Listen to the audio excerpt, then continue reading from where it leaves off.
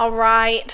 Good morning, good afternoon, good night, whatever day it is, time it is for you now. I know I should have gotten into this a while ago. We're doing now the second episode of Simone Biles documentary on Netflix. If you haven't watched my part ones, they are on my channel, or they'll maybe pop up here. I don't know. But if you haven't watched part one, go watch that so you're in the loop and we know what's going on. All right. I cannot show the episode here on YouTube because of copyright reasons, so you will hear it in the background. We'll be watching it together, live reaction, yada, yada, yada. So let's get started. I'm very excited. No matter who you are, what sport you're in, everybody's going to paint the biggest picture for you, and it's up to you to live up to that hype.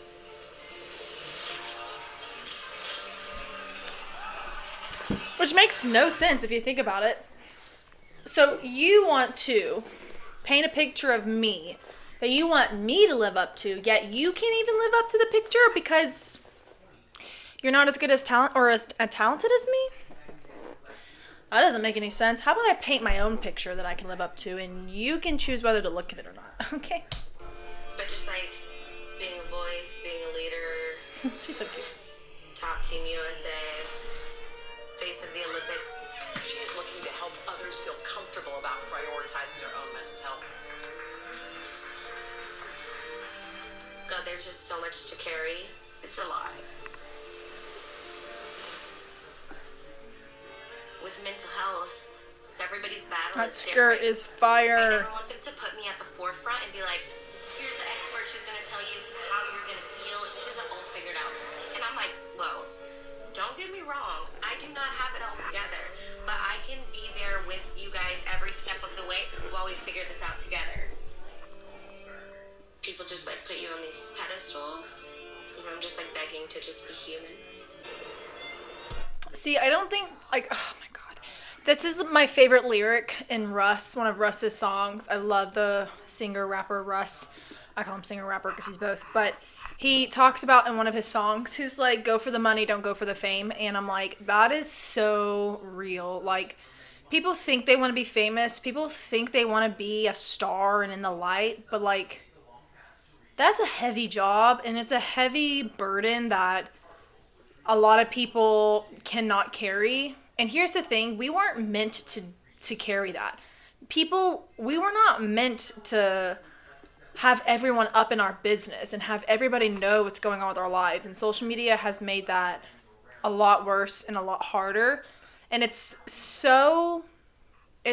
goes against like everything that is natural for us. Like, where we, when we live in our own little village and we live in our own little community, like, sure, your community might know things about you, but that's to be expected. But people all over the world shouldn't be knowing your business, and then let alone have a device or a mechanism where they get to input their opinions on how your life and business should be handled. Like, that's a lot of criticism, voices, and pressure being put on an individual that humans weren't meant to take, I don't think.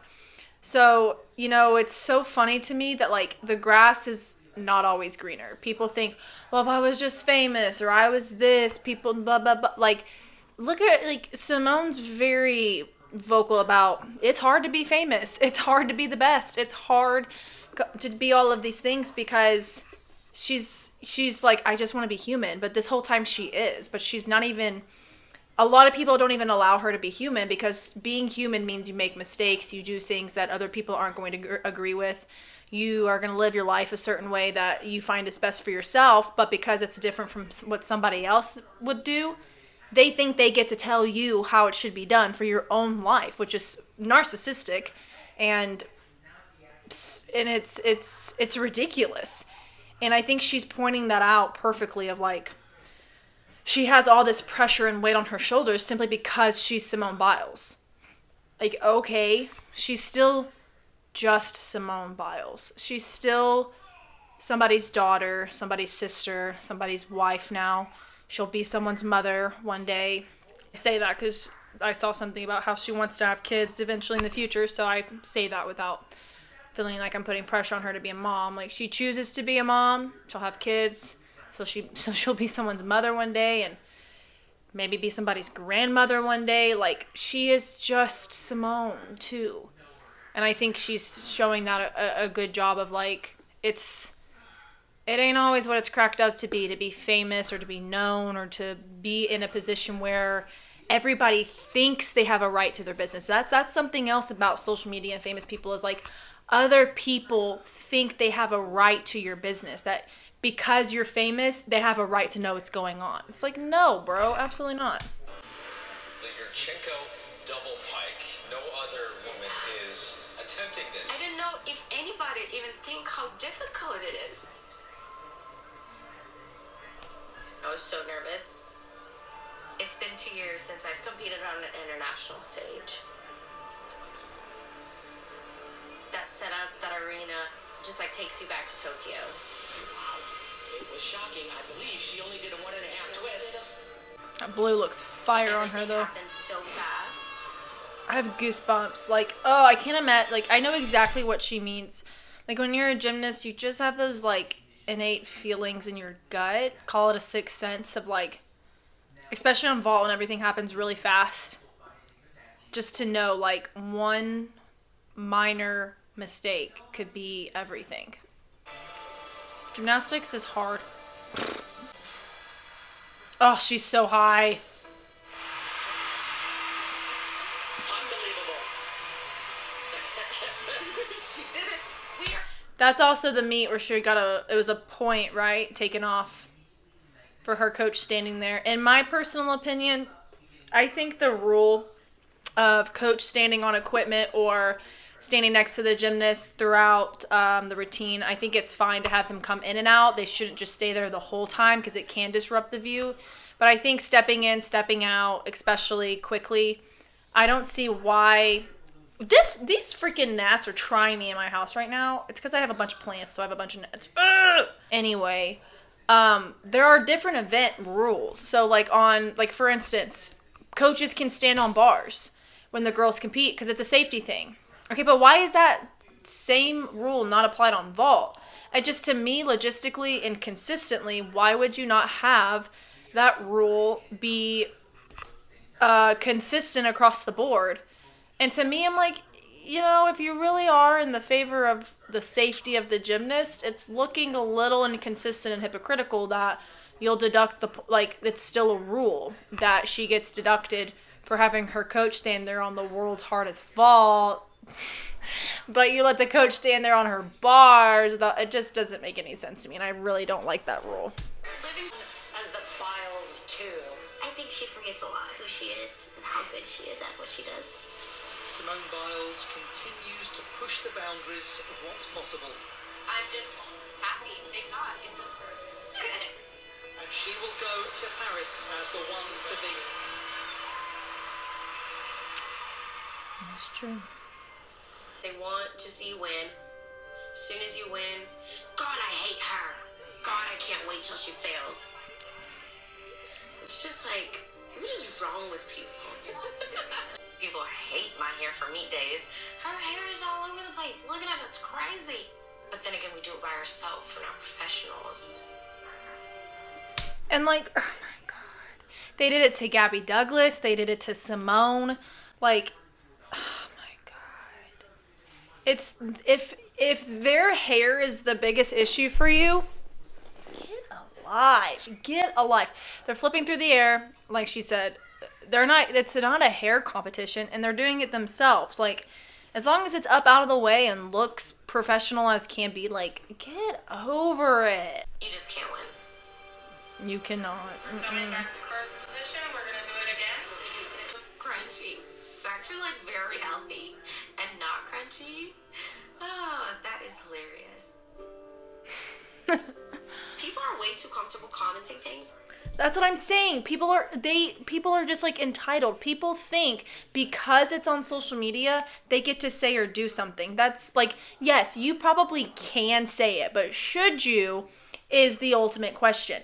It's the same logic. If someone's walking around at the grocery store and you see them and you don't like the way they did their hair or their clothes, sure, you could go up to them and be like, I think the way you've done your hair and the way you've dressed yourself is really stupid and ugly, and you're wrong for that, and blah, blah, blah. Like, you can do that. Should you do that? No. And then are you free from the consequences of what's going to happen if you go up to someone and say that to their face? No, you're not. And I think people have forgotten that part with social media. Like, just because you can comment on my social media doesn't mean it's okay, it's appropriate, and it doesn't mean I have to tolerate it just because it's on my social media. This has happened to me so many times, is people will say something so out of pocket or so rude to me on my own social media, and if I reply, people tell me, you shouldn't be so mad. Why are you being so defensive? Why are you doing that? That looks really dumb. This is a part of social media. No, it's not. People being mean to you just because it's on social media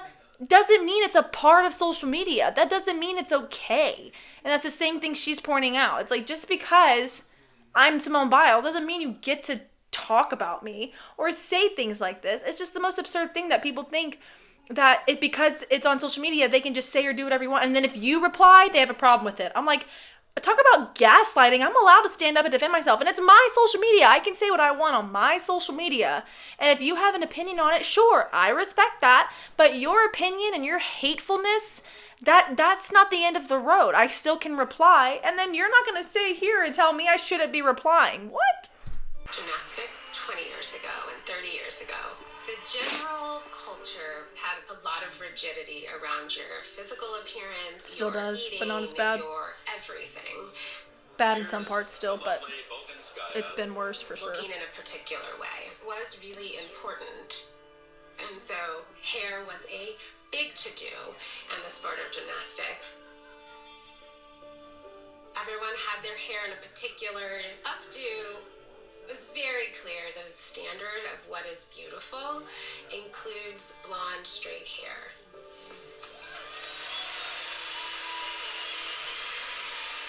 And so for Black girls who have naturally curly, kinky, coily hair, Oh, I love it Dominic Dawes. automatically just sets us outside of the possibility of beautiful.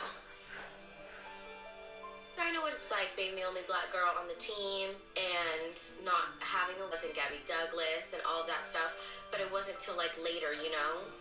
Yeah, and I talk shit about Started Gabby's with hair Lucy too. Collins in the 80 Olympics, Lucy Collins. but that team never actually got to compete. And then Diane didn't actually make the Olympic team because of her ankle.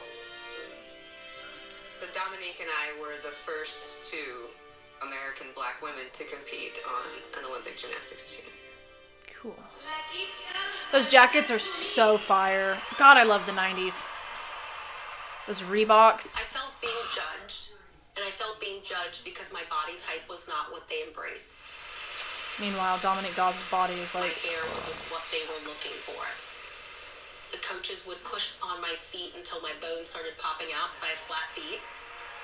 They would want to see a certain body type and a body look that was not me.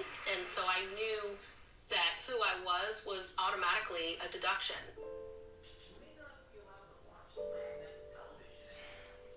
it's so crazy looking at that Magnificent Seven poster, and I just feel like the aura and the energy is so dark.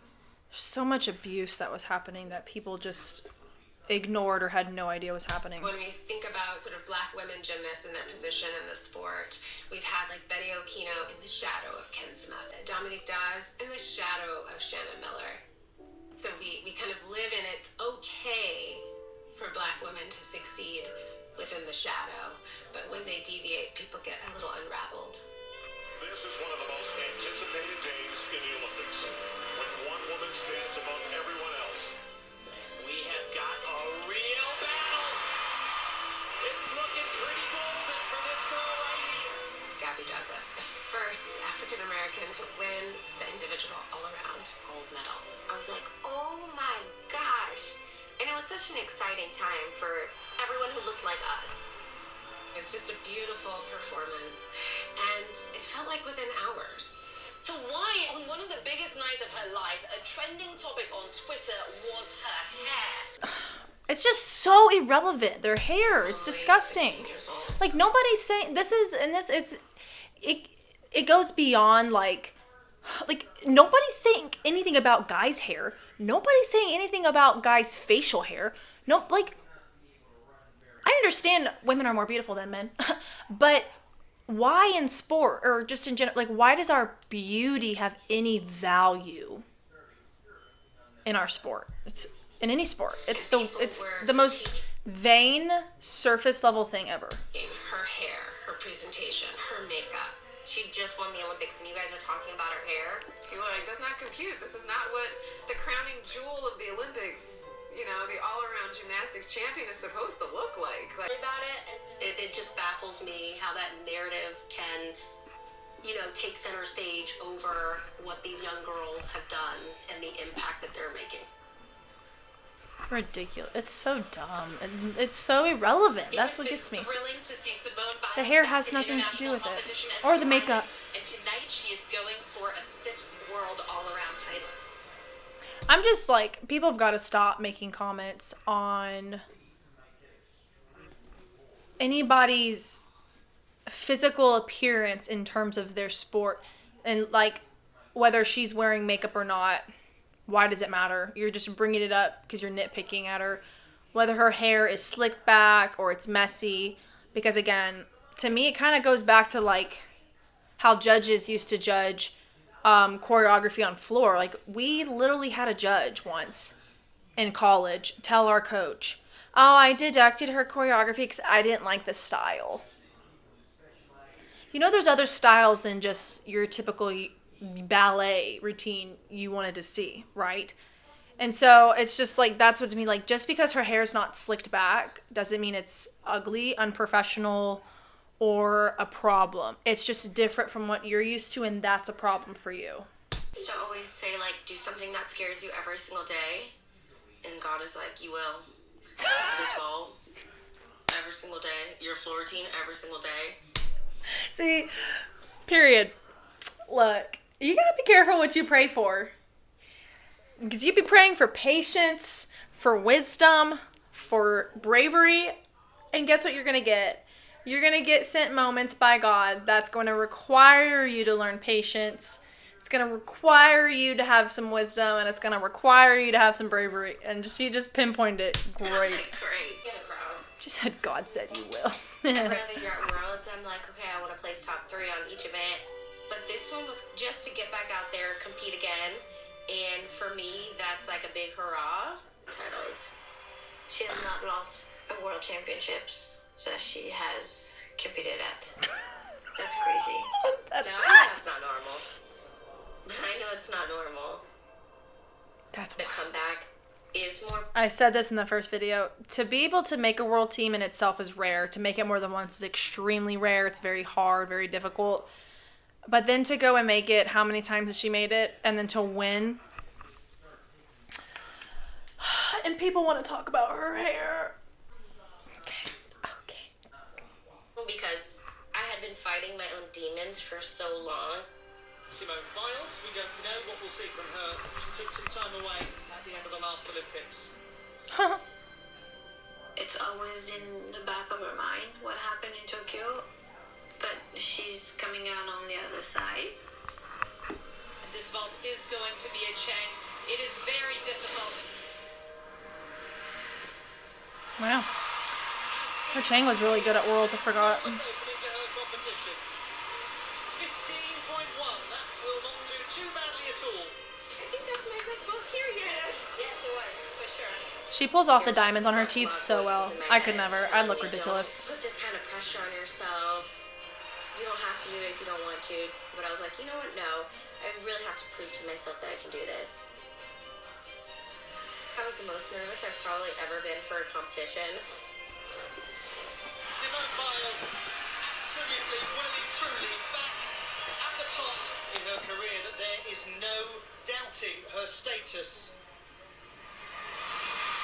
The score is enormous, 58.339. Simone Biles wins the all-around title. Again. Style of the champion that she is. Rebecca's hair at Worlds was so good. It's so pretty. Such a relief, so much She is so excitement, pretty, so much Rebecca. hard Oh. work paid off.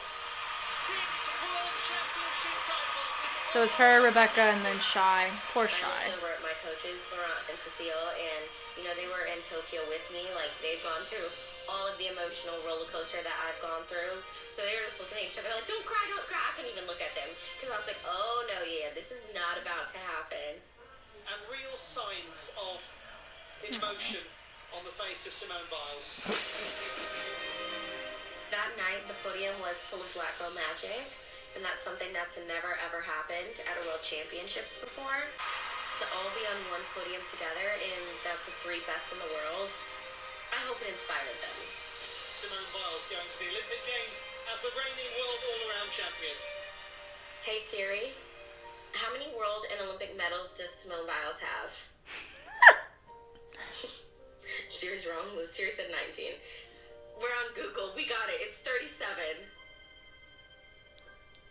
37. Crazy. Guys, I'm going to end it here. I will be posting part 2 pretty soon. Let me know what you guys thought of episode 2 thus far. I am about 30 minutes into it, so don't give away any spoilers towards the end, but I'll see you guys in my next episode. Bye.